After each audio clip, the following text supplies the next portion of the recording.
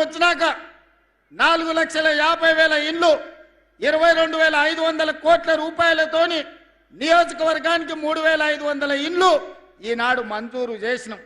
ఇదే కాదు, ఆదివాసీలు ఉన్న ప్రాంతంలో ఐటీడీఏ ప్రాంతంలో మరో 25,000 అదనపు ఇండ్లు పేదవాళ్ళు కట్టుకోవాలి, అడవి బిడ్డల ఆత్మ గౌరవంతో బతకాలి అని ఇందిరమ్మ ఇండ్లను ఇల్లు వచ్చిన ప్రతి ఒక్కరికి 5 లక్షల రూపాయలను ఉచితంగా మీరు ఎట్లా పని చేసుకుంటే అట్లా ఖాతాలో టకీమని నగదు పడేటట్టు చేసినాం. ఇవాళటి వరకు నేను ఈ వేదిక మీద నుంచి ప్రతిపక్షానికి చెప్పదలుచుకున్నా, ఈ ప్రభుత్వం వచ్చినాక దాదాపుగా 5,400 కోట్ల రూపాయలు ఇప్పటికీ ఇందిరమ్మ ఇండ్లు కట్టుకునే పేదల ఖాతాలో నగదు వేసినామని ధైర్యంగా గుండె ధైర్యంతో ఈనాడు ఈ ఆదిలాబాద్ వేదిక మీద నుంచి నేను చెప్పదలుచుకున్నా. ఎన్నడైనా పేదోడు ఆత్మ గౌరవంతో బతకాలి, పేదవాడికి సొంత ఇల్లు ఉండాలి అని ఎన్నడైనా ఆలోచన మీరు చేసిండ్రా? 500 రూపాయలకు సిలిండర్ ఇవ్వాలన్న ఆలోచన మీకు వచ్చిందా? అంతెందుకు, ఆనాడు అన్న నందమూరి తారక రామారావు గారు 2 రూపాయల కిలో బియ్యం, ఆయల్ల బియ్యమే లేవు, పేదవాడు పండుగ పూట తెల్లన్నం తినేటోడు, ఆయల్ల 2 రూపాయల కిలో బియ్యం పథకం వచ్చింది. 40 ఏళ్ళు అయిపోయింది. ఇంకా గవ్వే దొడ్డు బియ్యం తినాలంటే కాలం మారింది, పంట మారింది, చదువులు మారినాయి, విజ్ఞానం పెరిగింది. ఇవాళ దొడ్డు బియ్యంతో అన్నం తినే పరిస్థితి లేదు, పసులకు దాన పెట్టే పరిస్థితి వచ్చింది. సన్న బియ్యంతో పేదవాడి కడుపు నింపాలన్న ఆలోచన ఎవరికైనా వచ్చిందా? ఇవాళ నేను ధైర్యంగా ఈ వేదిక మీద నుంచి చెప్పదలుచుకున్నా, 3,17,00,000 తెలంగాణ బిడ్డలకు ఒక్కొక్కరికి 6 కిలోల చొప్పున ఇవాళ సన్న బియ్యం పేదలకు అందిస్తున్నాం. మా అక్కలు వంట వండి ఇంటాయనకే కాదు, ఇంట్లో ఉండే సన్న బియ్యం సంటి పిల్లలకు ఇవాళ వండి పెట్టే పరిస్థితి వచ్చింది. మా అక్కలే సజీవ సాక్షి. ఇవాళ రేషన్ షాపుల్లో లైన్లో నిలబడి సన్న బియ్యం తీసుకొని ఇంటికి పోతున్నారు. ఆయల్లా దొడ్డు బియ్యం ఇస్తే రేషన్ షాపోడే అక్కడి నుంచి అక్కడనే కిలోకి 10 రూపాయలు నగదు ఇస్తే ఇచ్చినట్టు చేసి మిల్లర్ల మాఫియా, దళార్ల మాఫియా ఆయల్ల బియ్యం పథకాన్ని తూట్లు పొడిచిండ్రు. ఇవాళ తెలంగాణ రాష్ట్రంలో దేశంలో ఎక్కడా లేదు ఈ పథకం. దేశంలోనే మొట్టమొదటిసారి తెలంగాణ రాష్ట్రంలో 3,17,00,000 తెలంగాణ బిడ్డలకు 6 కిలోలు సన్న బియ్యం ఇవ్వడం ద్వారా ఈరోజు ఆత్మ గౌరవంతో మనం అన్నం తినడమే కాదు, సంటి పిల్లలకు వండి పెట్టే పరిస్థితి ఈరోజు మన రాష్ట్రంలో వచ్చింది. ఈ విధంగా చెప్పుకుంటూ వెళ్తే ఆడబిడ్డల్ని ఆర్టీసీలో బస్సుల్లో ఉచిత ప్రయాణమే కాదు, 1000 ఆర్టీసీ బస్సులకు యజమానులను చేసినాం. సోలార్ విద్యుత్ ఉత్పత్తి అదానీ అంబానీలు కాదు, మా ఆడబిడ్డలకు 1000 మెగావాట్లు ఇచ్చినాం. హైటెక్ సిటీ పక్కన 1000 కోట్ల రూపాయల స్థలాన్ని ఇచ్చి మా ఆడబిడ్డలు తయారు చేసే వస్తువులను ఈరోజు హైటెక్ సిటీ పక్కన అమ్మే విధంగా అంతర్జాతీయ మార్కెట్ ఈరోజు మనం కల్పించినాం. ఇవన్నీ సంక్షేమం ఒక ఎత్తు. సంక్షేమం గురించి మా మిత్రులు పట్టి విక్రమార్క గారు చెప్పినారు. ఇవాళ ఈ వేదిక మీద నుంచి 4-5 విషయాలు నేను స్పష్టంగా చెప్పదలుచుకున్నా. మా మిత్రులు కొన్ని విషయాలు మాట్లాడారు. కొన్ని మండలాలు, రెవెన్యూ డివిజన్లు లేకపోతే జిల్లాల గురించి కేంద్ర ప్రభుత్వం మండలాల సరిహద్దులు కానీ, రెవెన్యూ డివిజన్ల సరిహద్దులు కానీ, జిల్లా సరిహద్దులు మార్చొద్దని కేంద్ర ప్రభుత్వం ఆదేశాలు ఇచ్చింది. 2027 మార్చి 31 వరకు జిల్లా, మండల, రెవెన్యూ సరిహద్దులు మార్చడానికి అవకాశం లేదు. ఆ తర్వాత ప్రభుత్వం ఒక జ్యుడిషియల్ కమిషన్ వేసి ఇలాంటి సమస్యలన్నిటిని కూడా ఆ కమిషన్కి ఇచ్చి బోత్ ప్రాంతం రెవెన్యూ డివిజన్గా మార్చాలని మిత్రులు అడిగినారు కదా, ఆ కమిషన్ ద్వారా ఆ రోజు ఈ సమస్యకు పరిష్కారం చూపించే ప్రయత్నం చేద్దాం. ఇక అదేవిధంగా ఆనాడు ప్రాణహిత చేవెళ్ళ ఈడ తుమ్మిడేటి దగ్గర మొదలుపెట్టి కొడంగల్, తాండూరు, వికారాబాద్ వరకు గోదావరి జలాలను 160 టీఎంసీలు తరలించాలని ప్రాజెక్టు కడితే ప్రాణహిత పేరు మారింది, ఊరు మారింది, అంచనాలు మారినాయి. 1,00,000 కోట్లు గోదావరిలో పోసినట్టు అయింది. కాళేశ్వరం కడితే కూలేశ్వరం అయిపోయింది. 3 ఏళ్లలోనే కట్టుడు కూలిపోడు జరిగిపోయింది. మా ఆదిలాబాద్కు మాత్రం రాలేదు. మా ప్రేమ్ సాగర్ రావు గారు ఎప్పుడు అంటారు, గోదావరి తలా మా పక్కల నుంచే పోతుంది, మాకు మాత్రం నీళ్లు రాలేదు అని.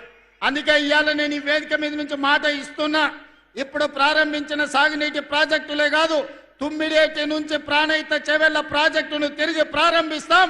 ఆదిలాబాదుకు నీళ్లు ఇచ్చి ఈ ప్రాంతాన్ని సస్యశ్యామలం చేసే బాధ్యత మా ప్రభుత్వం తీసుకుంటుంది. మా సాగునీటి పారుదల శాఖ మంత్రివర్యులు ఉత్తమ్ కుమార్ రెడ్డి గారు సర్వేలు చేపిస్తున్నారు, అంచనాలు సిద్ధం చేస్తున్నారు. తొందరలోనే ప్రాణహిత చెవెళ్ల తుమ్మిడేటి దగ్గర ప్రారంభించి ఆదిలాబాదు ప్రాంతానికి నీళ్లు అందించి తాగునీరు సాగునీరు సమస్యను పరిష్కరించే ప్రాజెక్టును ప్రారంభించడానికి మళ్ళీ నేను ఇక్కడికి వస్తాను అని చెప్పి మా మిత్రులకు తెలియజేస్తున్నా. ఇక రెండవది, ఈ ప్రాంతంలో ఎర్ర బస్సు తిరగడమే కష్టం.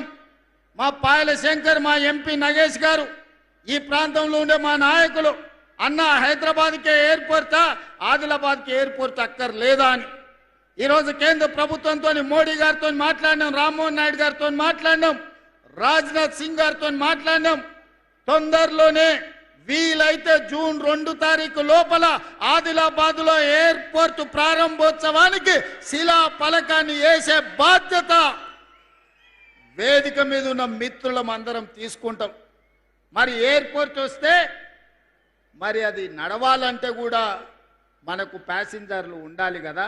అందుకే ఈనాడు ఈ ప్రాంతాన్ని పర్యాటక కేంద్రంగానే కాదు, ఈ ప్రాంతాన్ని ఒక పారిశ్రామిక కేంద్రంగా మార్చాలని ఆదిలాబాదు ప్రాంతంలో వేలాది ఎకరాలలో గొప్ప పారిశ్రామిక వాడ, దేశంలోనే అతిపెద్ద పారిశ్రామిక వాడను ఆదిలాబాదుకు మంజూరు చేసి ఈ ప్రాంతంలో ఉండే ఆదివాసీ గిరిజన బిడ్డలకు, చదువుకున్న నిరుద్యోగ యువకులకు ఉద్యోగ ఉపాధి అవకాశాలు ఇప్పించడానికి, ఈ ప్రాంతంలో పారిశ్రామిక వాడను ప్రారంభించడానికి తొందరలోనే మీ దగ్గరికి వస్తాను.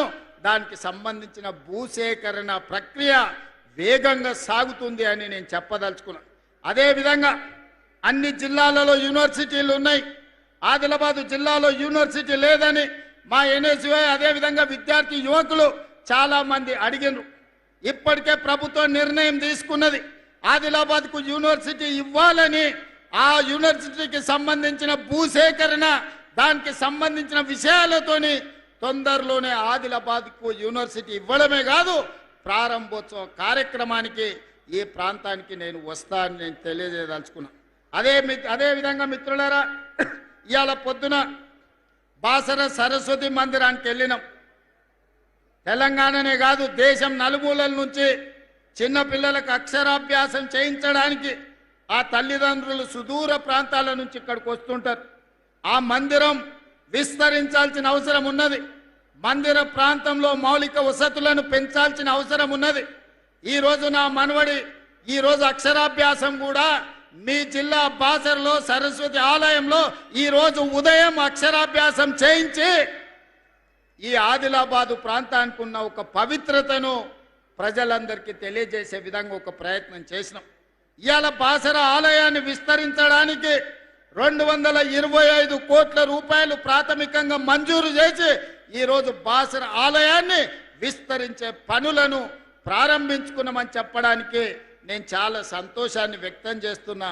ఇంకా బాసర ఆలయాన్ని విస్తరించడానికి ఇంకేమైనా అదనంగా నిధులు అవసరమైతే కూడా ఆ నిధులనిచ్చి దేశంలోనే బాసర సరస్వతి ఆలయం ఒక గొప్ప ఆలయంగా తీర్చిదిద్దడానికి ఈనాడు మన ప్రభుత్వం కట్టుబడి ఉన్నది. దాన్ని విస్తరించే బాధ్యత ఈ ప్రభుత్వం తీసుకుంటుంది.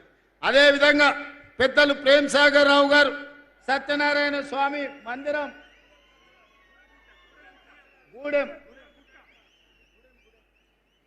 గూడెం సత్యనారాయణ స్వామి ఆలయం వారు ప్రతిపాదన చేసిండ్రు.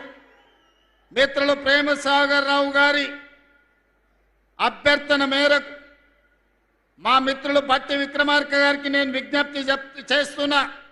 గోదావరి పుష్కరాలు ఏదైతే మనం కార్యక్రమం తీసుకున్నామో, బాసర నుంచి భద్రాచలం వరకు ఏదైతే మందిరాల అభివృద్ధి అనుకున్నామో, అందులో మొట్టమొదటి ఆలయ అభివృద్ధి కింద గూడెం సత్యనారాయణ స్వామి ఆలయాన్ని అభివృద్ధి చెయ్యడానికి ఈ వేదిక మీద నుంచే మనం నిర్ణయం తీసుకుంటున్నాం. తక్షణమే అధికారులను, కలెక్టర్లను ఆ ప్రాంతం పర్యటించి దాన్ని మొత్తం అంచనాలు సిద్ధం చేయండి. ఈ మందిరాన్ని అభివృద్ధి చేయడానికి కూడా నిధులు మంజూరు చేస్తామని చెప్పి నేను ఈ వేదిక మీద నుంచి నేను చెప్పదలుచుకున్నా. మిత్రులారా, ఇవాళ ఈ జిల్లాకు ఎంత చేసినా తక్కువనే, కానీ అట్లని మిగతా వాళ్ళలాగా చెయ్యకుండా వదిలేసే సమస్యనే లేదు.